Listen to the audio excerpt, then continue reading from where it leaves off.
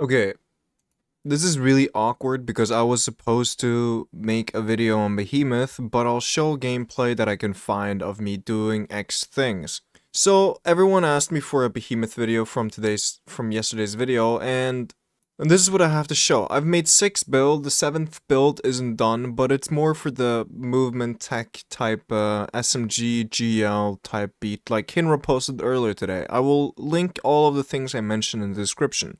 Now, before I go into the builds, I actually want to talk about probably the most requested thing about my Behemoth builds in general. It's what SMGs am I using? Now, this is the role I have on my Shayura's Wrath, and I honestly think this is probably one of the most craziest roles there is.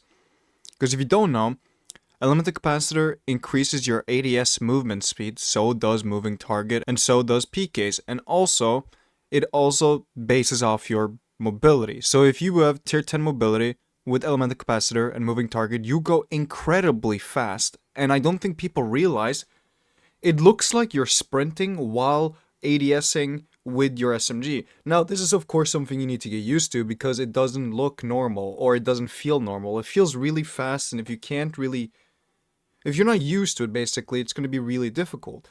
But most of the time, I usually run kill clip, because if I proc kill clip, then I hit 30 a headshot, which is a lot of damage. It gets the TTK down to a 0.6. And that's my most used SMG for my Behemoth, because if you don't know, Diamond Lance also has a synergy with stasis weapons in particular, and every third kill you get, you make a Diamond Lance.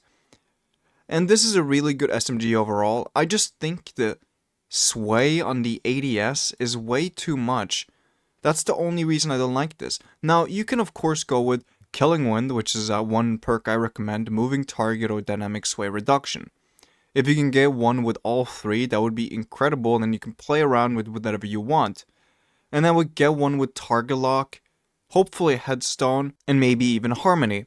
Now, it depends on your playstyle, but most of the time I would go with this, because if I get a kill, I get +5 mobility, so I can run really low with PKs and, always have max mobility. If not, I'm probably just gonna go with Dynamic Sway or Moving Target.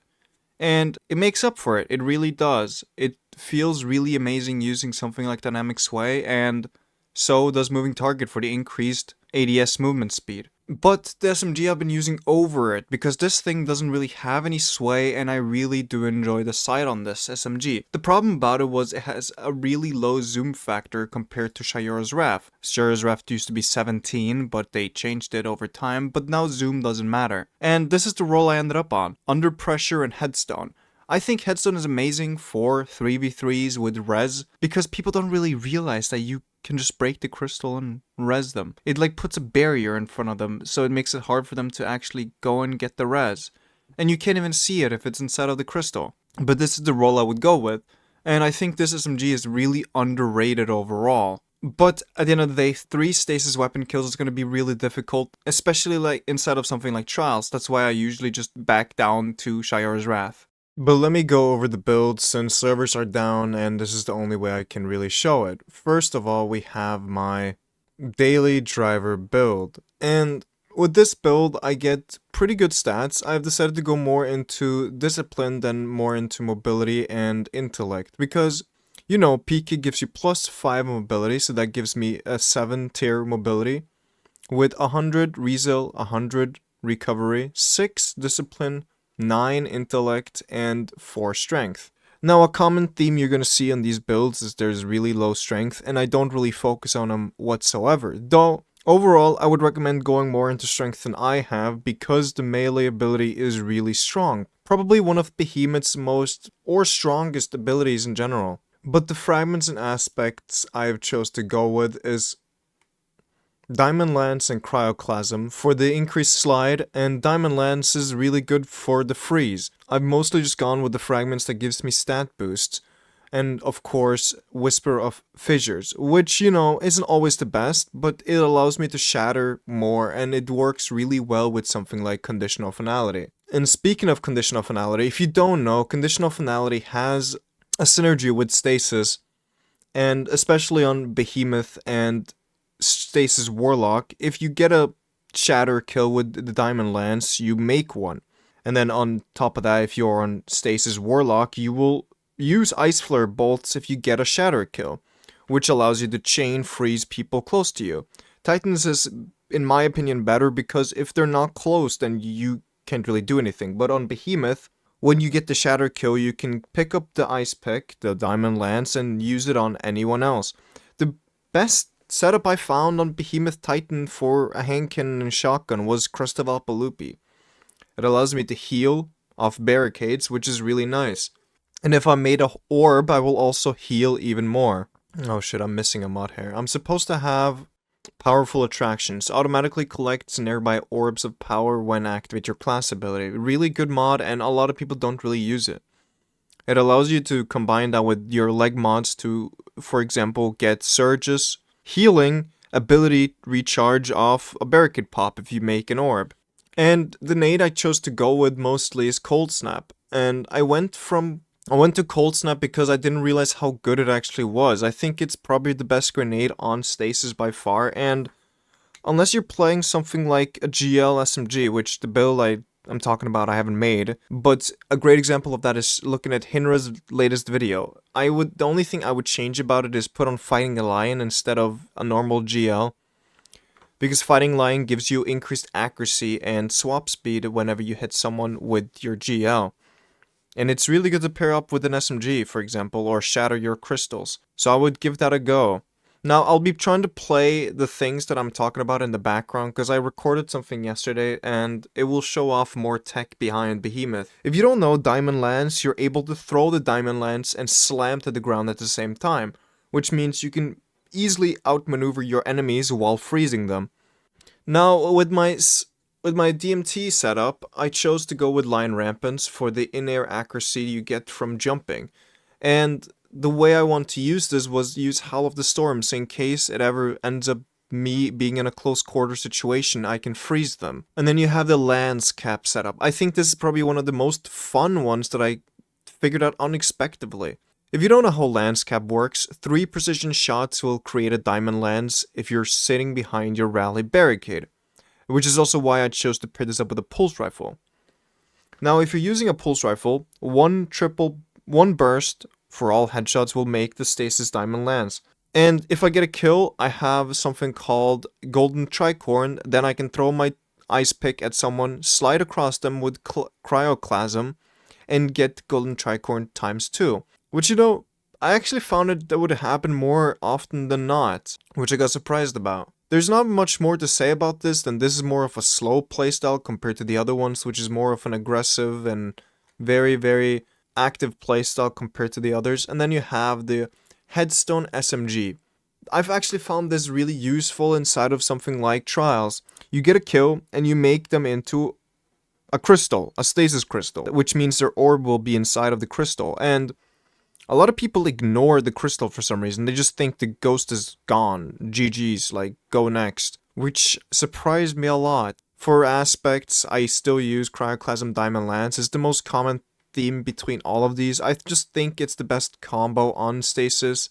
Mainly because of how good Diamond Lance is and how good Cryoclasm is. The other build I was talking about would have had Cryoclasm and Tectonic Harvest. So whenever you shatter all your crystals, you will make all the stasis shards to get your melee back faster. And you would go with glacier grenades to, shatter with your GL. I think if you want maximum movement, that's probably what you want to go with. But at the end of the day, I'm a little crutch for diamond lances. So if you don't understand their value, I would go with hynra's setup, which, again, I will link his video in the description, but I don't think he actually explains jack shit, so good luck with that one. Now, we have the setup everyone hates, Stasis Titan 4 in particular. It's Rime Titan. You use this with Hoarfrost Z to get the Stasis Barricade, and then you use it with something like Cerberus and a GL to make sure you break their shield. I got a Disruption Break GL, so in case I hit an enemy and break their shields with it, I will deal more damage with my Cerberus.